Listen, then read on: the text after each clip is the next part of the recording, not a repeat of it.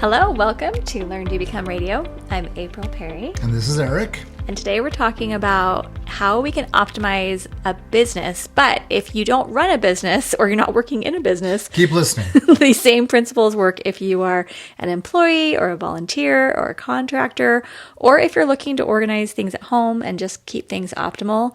But we had a really fun conversation inside of our community. And so I wanted to dive in and talk about that. Okay. So if you're brand new here at Learn to Become, we help people who are overwhelmed by the details of life to create simple systems so they can do what matters most. And having just systems in place that help us just optimize and take away the stress, it's not just so we can have a clean house. It's so that we can have an integrated life that just feels really good. Yeah. So there was an awesome conversation that was in our Facebook group for our Steps to Everyday Productivity program.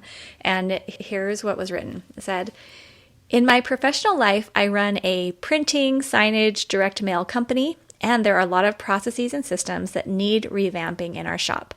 A lot of costly mistakes have been happening. I've been working at night a lot to get caught up. Jobs are often becoming rush jobs because they aren't being processed quickly enough, etc. This is all leading to a stressful situation and making me hate work. But this business is very important to me on a personal level. With that said, I have a number of big initiatives and also smaller picture items that I want to implement, and they all feel urgent because I know they would have positive impacts on my business. And we'll share some examples in a second, but I just want to pause and just say, wherever you are in your life, I'm thinking we can all relate to this, right? Like there are so many things that could optimize your home, business, organization, volunteer, that type of thing. So do you want to read out the things that she wanted to optimize? Yeah, so here were activities that would help impact the business. Simplifying our pricing structure so staff can get quotes out more quickly. Getting our new website live, which is a huge project that I've been paying for and hardly working on for over 2 years. Ordering branded shirts for front-facing staff and delivery driver. Check engine light is on in our delivery car, and I need a new van anyway, so now it's pushing me to put this as a higher priority. Deep dive into the ways we can use AI for our business.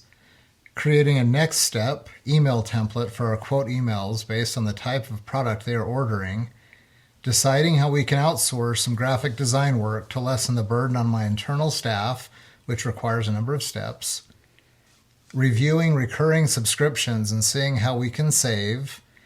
And this is just the tip of the iceberg. Sorry, I could really do an entire mind sweep on just this topic. So I love this because it's very specific. And sometimes when we talk about our processes and our system here at Learn to Become, it's more abstract. But I love that this is a specific person with so many things that can be done to optimize the maybe business. Just at this point of the podcast, maybe take a moment, just pause us, and maybe just break out a sheet of paper or someplace to write some things down, and maybe just brainstorm what are like 4 or 5 of the activities or actions you feel like if they happened would actually really help optimize the work you do, your responsibilities in the company, if you're working for an organization or volunteer or nonprofit, like just what are 4 or 5 activities that would really help to move things forward, that if they happened, it would just be, night and day difference. So maybe just take a second, pause us, write that down if you want, and then unpause us. Welcome back. We're back. Okay.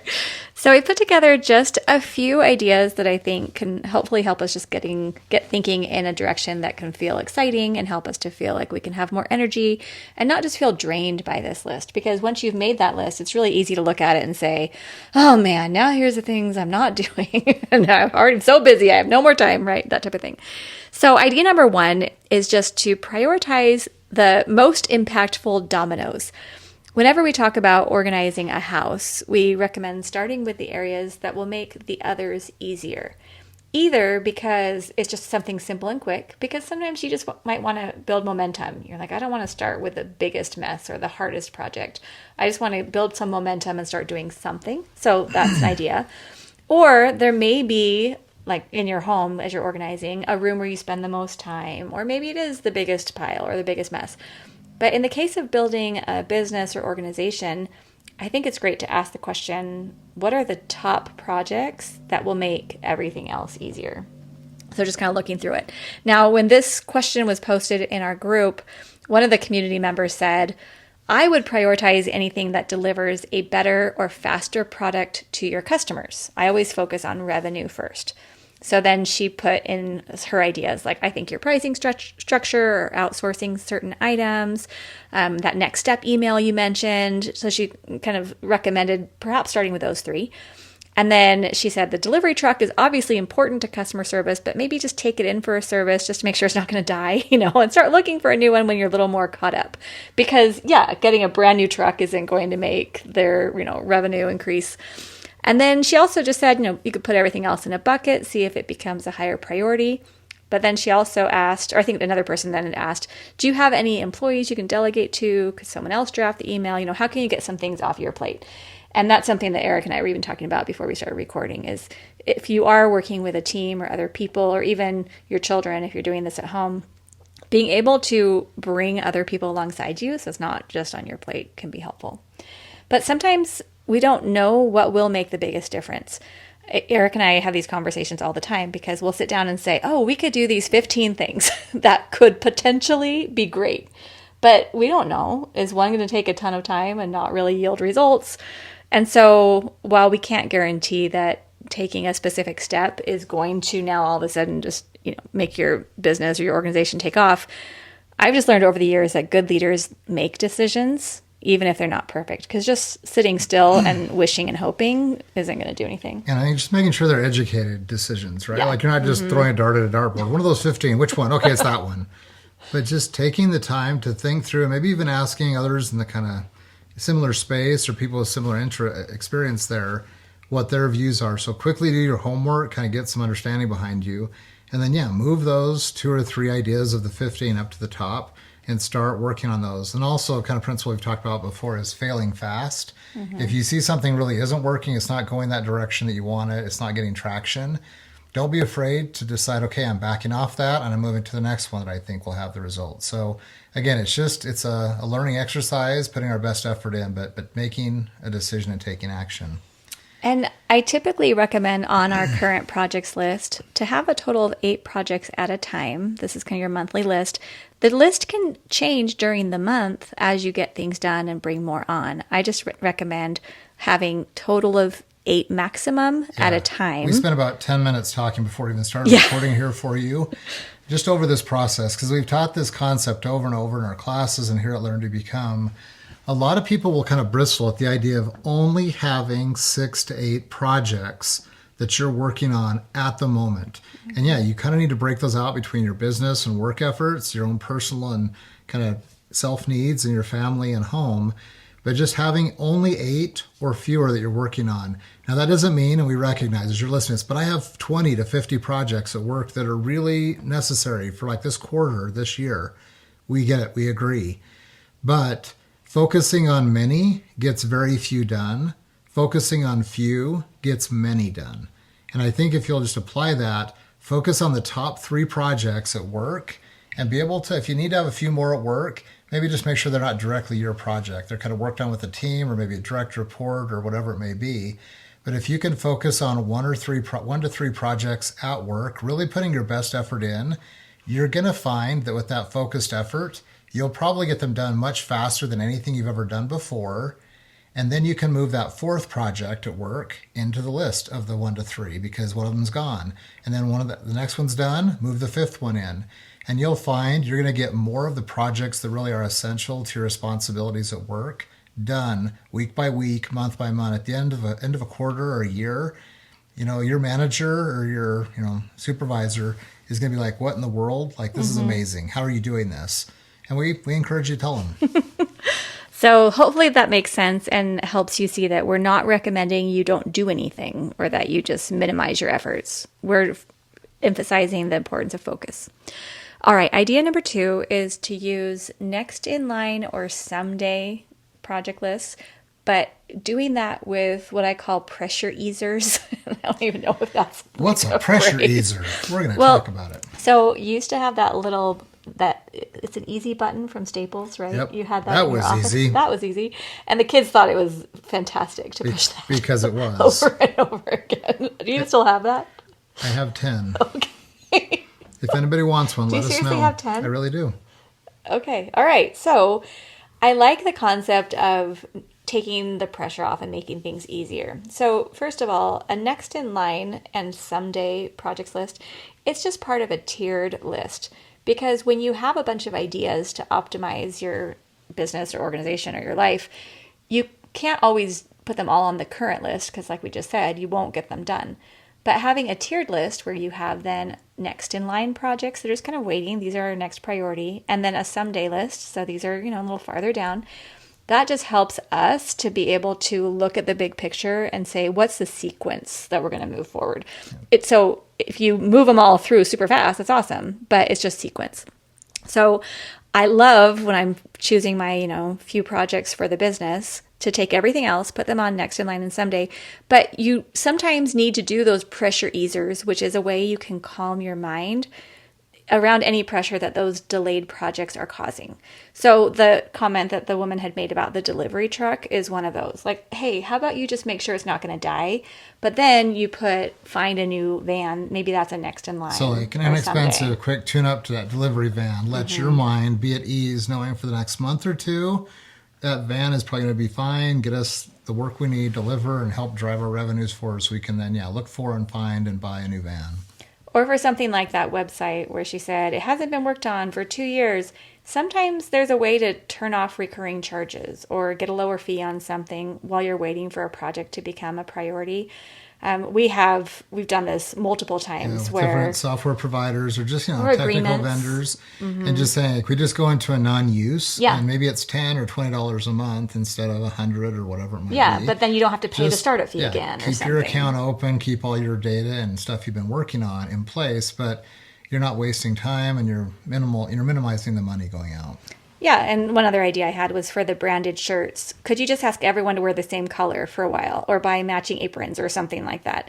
Is there just an easy way to satisfy the need until a more permanent solution is available? Because the idea of having everyone looking good and feeling part of a team, that's great. But maybe you're trying I got to get the right logo or the right printer or the right sizes. Write your brand in Sharpie on all their foreheads, no matter what they're wearing, then they're all unified. Great idea. Go. The cost of a Sharpie. I don't even know where to go from that. Number 3, optimally organize the information that you'll need for the future projects.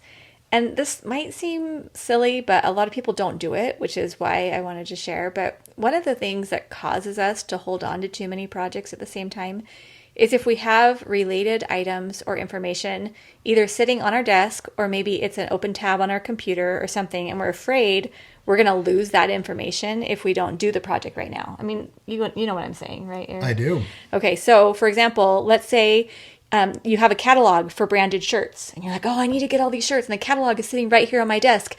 And if I don't do it right now, I'm not going to be able to find the catalog. So I'm going to staple it to my wall so I can look at it every day. Or if you have a bunch of notes about the pricing structure and you've already done a team meeting on it and you it's can sitting staple there. those notes to the wall next to the catalog. How about just to your fridge too, right? Or you might have tons of images or website drafts related to that website creation on your computer and things like that. So when it's all in front of you, then the items themselves are reminding you of the projects. That's first of all why we talk about that tiered list, so you can write it down. But then you don't want to just create more clutter to work through that will prevent you from focusing. So instead, as you write that project on your tiered list, you might include a little note there that says where the related items are. I love doing this because all of my things that are in my next in line or someday, if I just click on it, it'll say, oh, here's either the link to Dropbox or the link to the Google Drive folder. You made a folder called branded shirts, and your catalog and your notes and all those things are in that folder in this place. So easy. Go get them when you need it. Right. So it might be 3 months before you look at it again. And but at least they're not to go. stapled or glued to your wall. Well, this was huge for me because I used to have everything lined around our bedroom, little mini piles for everything I wanted to do. And I used to have piles too in the same era of our life. And then I'd go off to work and April would move them all from where I had them into one big pile in another room. I'd stack them all up and put them somewhere else. else. Anything done. He'd come home and be like, where are my things? So this is a much better approach. Have a folder, a project folder, and a note for the project name about where things are stored. And if you're doing your projects digitally, often it's so easy to include include PDFs or website links. And you might be able to just find the website for the clothing that you wanted to order, and then you can just recycle the catalog. You don't even have to keep it, that type of thing. We just want to make it easy for you and clear your spaces so you can focus. So don't be a support material supplies stacker piler. Yes. Build a simple system to know where all your upcoming project materials are. You got this. Idea number 4 is you can also throw things in the bucket. I like how one of our members had phrased it. Now, is this a real bucket? No, this is just, having an idea bucket, basically. I don't want my someday projects list to get super long because right now I probably have like 500 really good ideas of things we could do at Learn to Become, for example, that I think would be so fun for our community and for growth. I'm nervous for this future conversation. Well, no, because the thing is, a lot of them aren't going to get done. They're just ideas that I heard somewhere and I didn't want to forget them. Some people say, oh, don't write anything down because just focus on the ones that you're doing right now. And that's fine. Not everyone has to write them down. But I have a little bucket. I call it my business optimization. I have it all categorized. And so is it a note? I have it. So I use Asana. So that's a project management software that's digital. And I have it's set up. The way I do Asana is different than Asana tells you how to use Asana. So I have on the left side, I have my categories instead of, they call them projects. So I won't get into all the details. But essentially, an Asana rebel. I have a little spot. It's like a little folder type thing, I'll call it, called business optimization. And then, so for example, I saw this ad the other day on how you can do these really cool AI PDFs that are all designed and written, and you can do it in like 15 minutes. And I thought, oh, that could be really interesting. We could make some cool ebooks and we could do some cool things with it. And you have to buy the software and then you put it all together.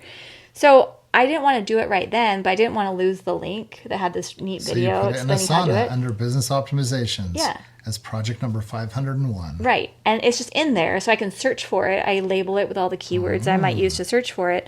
But what I like is it's just sitting there. It's not asking for my attention. It's not on a next in line list. It's not cluttering up your desk or stapled to your wall. I don't have it open as a desktop browser. Oh, I don't want to forget this idea. But if at any point I'm like, oh yeah, where was that AI PDF builder thing? I could just search. I didn't label it AI PDF builder thing, but Google that. I use some of those keywords. But then I just have the link right there, so I don't have to go search for it. Awesome. But I like that. Okay, and then finally, idea number 5 is to actually get the projects done. I love David Allen's natural planning model. David Allen. He's so good. This is from the book, Getting Things Done. And so we've talked about this a lot on the podcast. I won't go into all the detail, but high level, you identify the purpose and principles, clarify the outcome vision, then you brainstorm all the parts of the project, you organize those by, sequence, category, etc., and then you figure out your next steps. So those are the 5 steps. And I do this with literally every project I do. And what makes it feel so much easier because you're not just sitting down thinking, how am I going to go make this website or make this thing? And so I will link a video that shows how the 5-step planning process works in the show notes if you want to go check that out. We also have a free training called How to Finally Stop Drowning in Piles to help you identify the very next actions for your projects. So if you find yourself procrastinating, you don't need to do that anymore. Can you imagine never procrastinating again? Crazy. Most people can't imagine that. I know. That's why I asked them if they could imagine that. Because and if they can't, that was very good, then dear. let us show you. It's possible. Yeah, it's so nice. I used to procrastinate everything, and now I just don't need to because it's just simple. And it's by building just a very simple approach, a little simple system we call the Step Command Central, and it is revolutionary. Even for a ridiculous guy like myself, I've been able to adopt most of the principles, and yeah, it takes a lot of the stress, the worry, the chaos, and the procrastination out of your life. Well, and even just because we co-founded and we run Learn to Become together, it just helps us know how to communicate about it. So if Eric says, oh, hey, did you want to do this project? And I'll say, well, I have these on my current projects list. That's kind of next in line for me. If you want to take the lead on it and have it on your current projects list, that's fine. I can support you. But right now I'm doing this. It's made April really able to say no to project. But you want me to say no rather than be overwhelmed. You can also say I have 501 other projects I'm going to get to later. But it helps us because then we can communicate. I know what Eric's priorities are. He knows what mine are. And then we don't need to be frustrated or stressed out. We just, here's what we're doing. As you come to that class, if that's of interest to you, you can learn these 4 steps. It'll kind of help you move forward. And yeah, it'll benefit you. And then also if you have a spouse or the team you work with, you could introduce them to the same principles. Because like April said, it does help to have people kind of on a common platform, kind of framework as to how you organize your projects, your goals, objectives, the next steps around those. So yeah, if we could be helpful to that, we'd love to. So if you did pause the podcast and you already wrote down which projects would help optimize your current, business or organization or situation, awesome. Then what I'd recommend you do is maybe star the ones that are the biggest dominoes and go safely store the others, maybe in a next in line or a someday list, along with any related information you might want. And then you can just focus on getting those first projects done, perhaps using David Allen's The 5 Phases of Natural Planning if you like that. Or, if you have another method that works great for you for getting projects done, that's awesome. I just want you to feel excited about the work you're doing. I mean, Eric and I, we do have a special place in our heart for entrepreneurship. We are entrepreneurs and we love it. It took us a few years to get in the groove, but we love that we get to do this. And whether maybe it's a little side thing that you're doing or you're fully invested in your organization and you're just excited to be able to make improvements there, or you're in your home and you just want to optimize the house or the family systems. Well, yeah, like April said, we love entrepreneurialism, and you can be an entrepreneur anywhere, right? Yeah. You can be an entrepreneur inside an organization. In fact, the ones that are really making great progress and growing are the ones that encourage their employee base to be entrepreneurial, even at home, like just having new ideas, ways to do things, ways to make your home or family or life better. Like we encourage those principles to say, okay, how do I take where I am and what could I do a little differently to make some amazing things happen? It just feels exciting. So, all right, thanks for being here with us. We love you and we're grateful to be part of this community. We'll Thanks see you for giving soon. us a little time today. Have a great one.